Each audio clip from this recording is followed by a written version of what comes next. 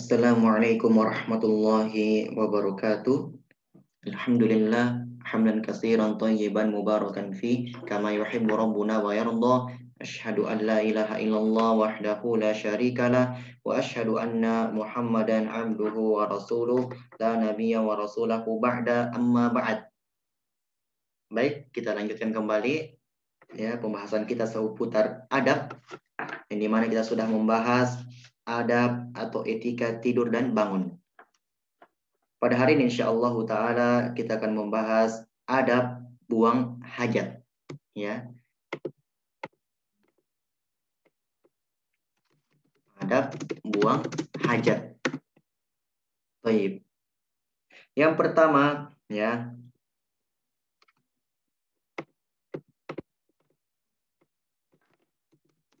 itu segera membuang hajat. Ya. Baik. Apabila seorang merasa akan ingin buang air, maka hendaknya bersegera melakukannya karena hal tersebut berguna bagi agamanya dan bagi kesehatan jasmani. Baik, itu yang pertama. Yang kedua, menjauh dari jangkauan pandangan manusia di saat buang hajat. Ya, di saat buang hajat.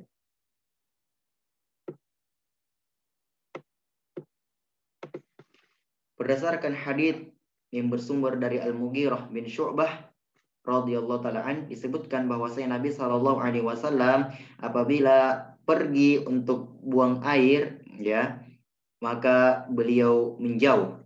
Diriwayatkan oleh 4 imam dan dinilai sahih oleh Albani rahimahullahu taala. Baik, itu yang kedua. Yang ketiga,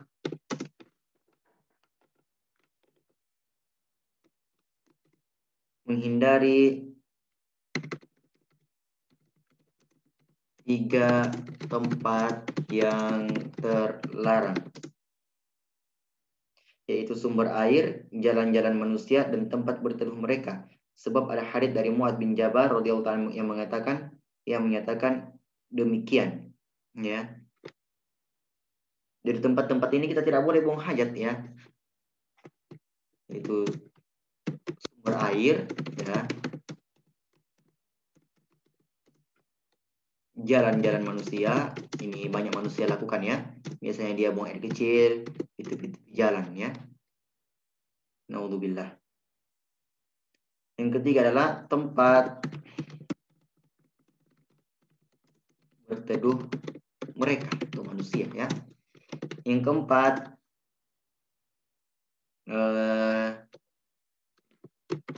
tidak membawa sesuatu yang mengandung nama Allah kecuali karena terpaksa ya. Karena tempat buang air itu WC dan yang serupa merupakan tempat kotoran dan hal-hal yang najis, dan di situ setan berkumpul, dan demi untuk memelihara nama Allah dari penghinaan dan tindakan meremehkannya, seperti misalnya membawa Al-Quran, itu tidak boleh ya, tidak boleh dibawa dalam WC. Baik, itu yang keempat. Yang kelima, dilarang menghadap atau membelakangi kiblat. Nah, jadi kita ketika buang hajat tidak boleh menghadap kiblat atau membelakangi kiblat. Berdasarkan hadits yang bersumber dari Abu Ayyub Al-Ansari radhiyallahu taala anhu yang menyebutkan bahwasanya Nabi sallallahu alaihi wasallam telah bersabda, apabila kamu telah tiba di tempat buang air, maka janganlah kamu menghadap kiblat dan jangan pula membelakanginya. Apakah itu untuk buang air kecil ataupun buang air besar. Muttafaqun alaihi. Ketentuan di atas berlaku apabila seseorang berada di ruang terbuka saja. Adapun jika seseorang berada di dalam WC atau adanya pelindung atau penghalang yang membatasi antara orang yang buang hajat dengan kiblat, maka boleh menghadap ke arah kiblat ataupun membelakanginya. Jadi ini terkhusus bagi tempat yang ruang terbuka, ya. Baik, itu yang adab yang kelima. Yang keenam,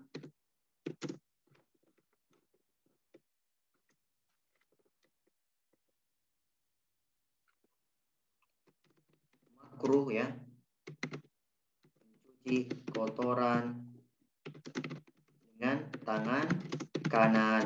Ini berdasarkan hadits yang bersumber dari Abu Qatadah radhiyallahu taala an, menyebutkan bahwasanya Nabi Shallallahu alaihi wasallam bersabda, jangan sekali-kali seorang di antara kamu memegang zakar, yaitu kemaluannya, dengan tangan kanannya di saat ia kencing, dan jangan pula bersuci dari buang air dengan tangan kanannya. Muttafaqun alaihi. Jadi ini makruh ya, sesuatu yang dibenci.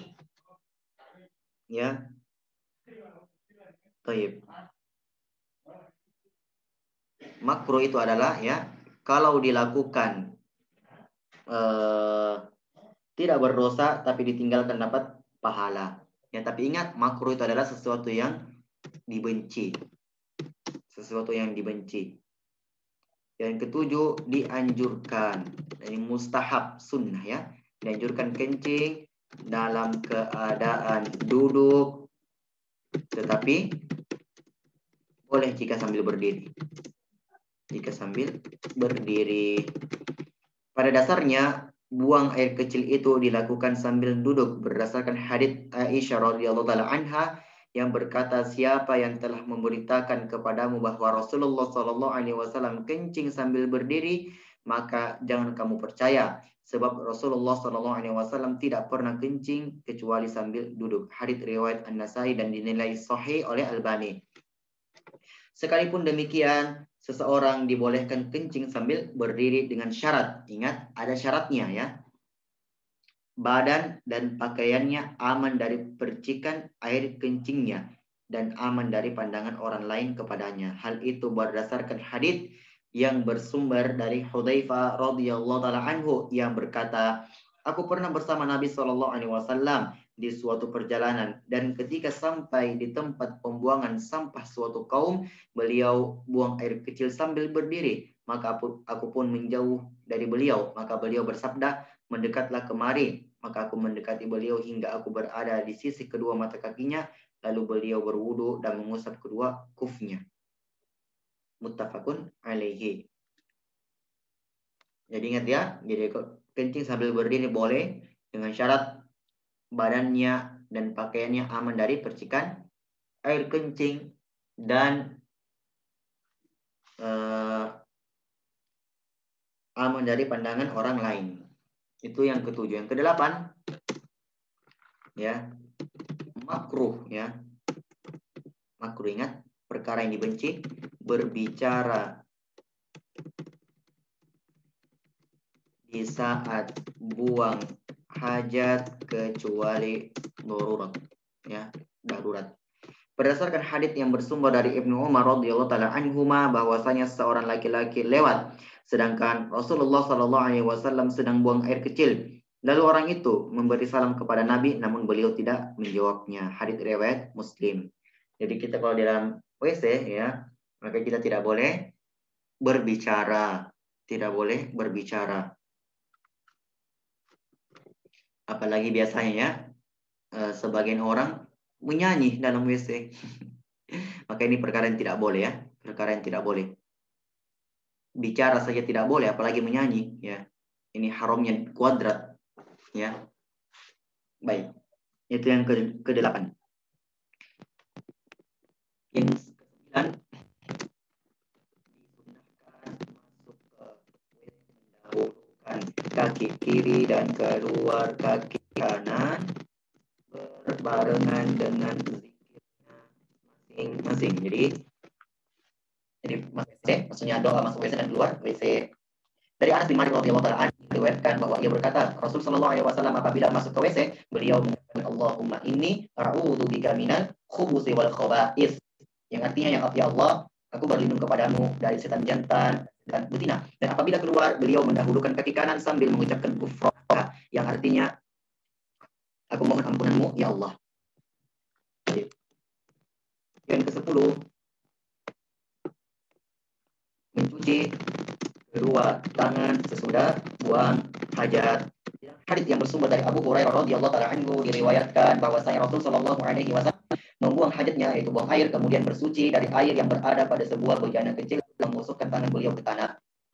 Hadits riwayat Abu Daud dan Ibnu Majah dari Sahih Al-Albani rahimahullah. Baik, demikian ya. Jadi ini ada 10 adab hajat. Kurang lebih dan lebihnya mohon dimaafkan. Subhanakallahumma wa bihamdika asyhadu an la ilaha illa anta astaghfiruka wa atubu ilaik. Assalamualaikum warahmatullahi wabarakatuh.